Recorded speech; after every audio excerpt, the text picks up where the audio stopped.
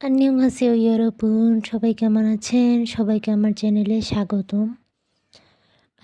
আজকে আমরা শিখব কোরিয়ান সাইন ও নাম্বার সম্পর্কে। তো আপনারা দেখতেই পাচ্ছেন যে আমি এখানে অলরেডি সব লিখে নিয়েছি। তো আমি জাস্ট আপনাদেরকে আজকে দেখাবো যে কীভাবে আপনারা সাইন ও নাম্বারগুলো লিখতে পারেন।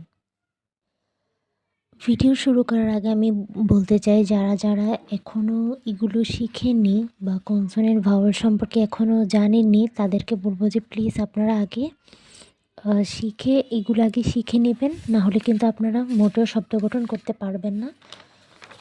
যেমন কিনা এখানেও আছে, ডাবল কনসোনেন্ট সম্পর্কেও আছে। সো আপনাদেরকে আগে এগুলো শিখে এরপরেই আসতে হবে, না হলে আপনারা কিন্তু পারবেন না ওভাবে। আচ্ছা, তাহলে শুরু করা যাক। তাহলে ওরাও এককে বলে ইল, ইল। দুইকে বলে ই, ইল, ই। তারপরে তিন হচ্ছে সাম, সাম। চার হচ্ছে সা, ইল, ই, সাম, সা। পাঁচ হচ্ছে উ। ছয় হচ্ছে ইউক, ইউক। তারপরে সাত হচ্ছে ছিল, ছিল। আট হচ্ছে ফাল, ফাল। নয় হচ্ছে খু, খু। 10 হচ্ছে শিপ, শিপ। তাহলে আমি আবার বলছি, ইল, ই, সাম, সা, ও, ইউক, ছিল, ফাল, কু, শিপ। এবার আমি পাশে এগুলো বাংলা উচ্চারণগুলো লিখে দিচ্ছি যাতে আপনাদের বুঝতে সুবিধা হয়। তাহলে আমি এখানে লিখে নিয়েছি। আমি আরেকটা কথা ক্লিয়ারলি বলি যে আমাদের বাংলাগুলোর সাথে কিন্তু ওদের কোরিয়ান উচ্চারণগুলো মিলবে না, বাট তাও আপনাদের বোঝার সুবিধার্থে আমি এখানে লিখে দিয়েছি। ইল, ই, সাম, সা, উ, ইউক, ছিল, ফাল, কু, শিপ। ইল্লি, সাম, সা, উ, ইউক, ছিল, ফাল, কু, শিপ। ওকে, এখন আমরা দেখব 11 থেকে 20 পর্যন্ত কিভাবে করতে হয়।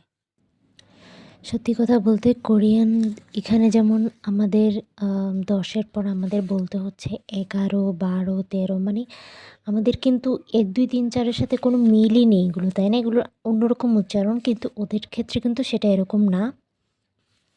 তো আমি এখানে লিখেছি একটা জিনিস আমরা যেভাবে শিখেছি ছোটোবেলায়, 1 10 1 11, 1 10 2 12, আপনাদের মনে আছে তো? এভাবেই তো আমরা শিখেছিলাম, তাই না? তো এই যে দশকের ঘর, এই যে একক দশক, হ্যাঁ, তো দশকের ঘর, এই 10কে ওরা এখানে ধরেছে। 11 হচ্ছে যে দশকের ঘরে আছে, তাই তো? এই তো দশকের ঘরে। তাহলে 10কে ওরা কি বলে? শিপ। তাহলে আগে আমরা শিপ লিখে নেব। শিপ।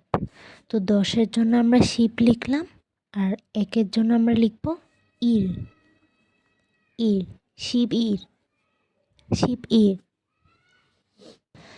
এটার মানে হচ্ছে যে ওরা আগে দশকের ঘরকে আগে বলে, তারপরে ওই যেমন আমি বলি এটা দশক তো একক দশক, তো 10কে ওরা আগে বলে, তারপরে হচ্ছে বাকিগুলো সব বসে যাবে। যেমন এটা শিপ ইর, এটা হয়ে যাবে শিপ ই। তারপরে শিপ সাম, শিপ সা, শিপ ও। কোনো চেঞ্জ নাই, কোনো পরিবর্তন নেই। জাস্ট দশকের জন্য 10-এর জন্য শিপ হবে, আর একটা 1-এর জন্য ইর। এই যে 1 আমরা ই শিখেছি সেটা। আশা করছি আপনারা বুঝতে পারছেন। তাহলে আমি লিখে নিই।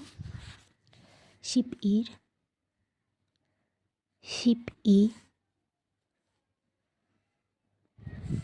শিপ সাম, শিপ সা, শিপ উ, শিপ ইয়োক, তারপরে হচ্ছে শিপ ছিল, শিপ ফাল,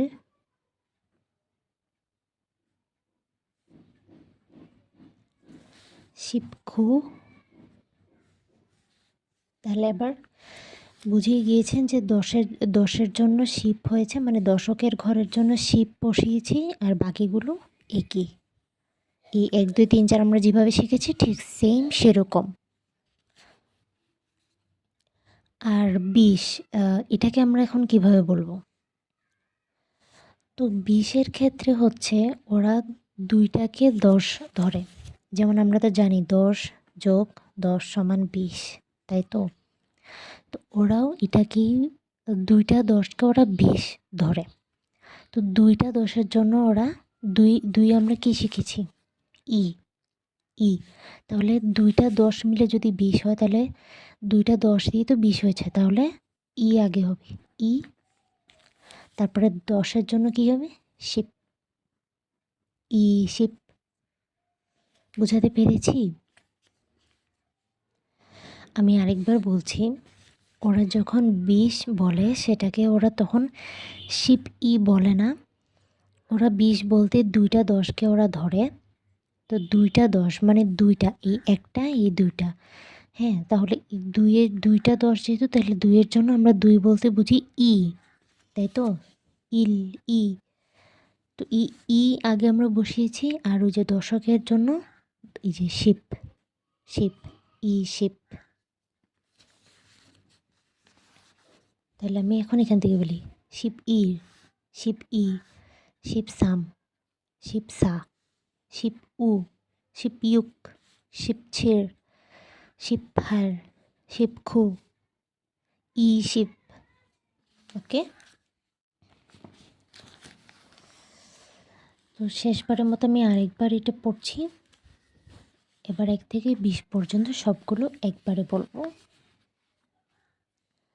ইল, ই, সাম, সা, ও, ইউ, ছেল, ফার, কু, শিপ। শিপ ইর, শিপ ই, শিপ সাম, শিপ সা, শিপ উ, শিপ ইউক, শিপ ছেল, শিপ ফার, শিপ খু, ই শিপ।